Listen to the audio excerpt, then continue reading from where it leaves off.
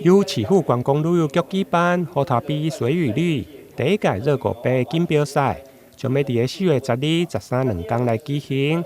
市府伫活动宣传记者会中，嘛特别请来2只毛小孩拉拉甲玛莎，穿上热狗的服装，伫现场举行竞赛。虽然一开始有淡薄仔无受控制，但伫主人的叫声中，真紧就走向终点。来靠我们，有没有？超棒的，玛莎应该会过来的，对玛莎一起，玛莎来，玛莎，然后这边看来，玛莎，有，来了，玛莎，是不是？欢迎大家来到台湾的第一个水库虎头埤，今年我们又有新活动喽。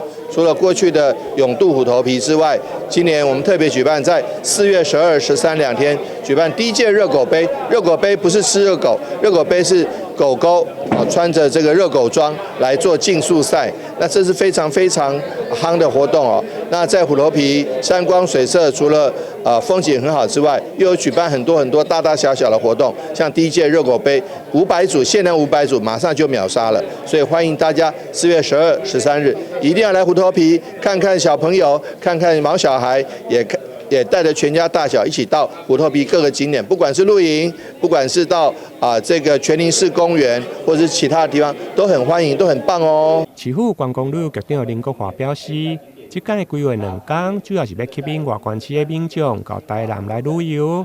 今年第一届先以小型犬为主，比赛分冲刺赛甲着创意装扮2组。冲刺赛由着小型犬穿热狗装来竞速比赛。第一档比赛不但唔免报名费，而且前3名还有奖金。各组限量只有500组，想要报名的毛爸毛妈卡手就要紧。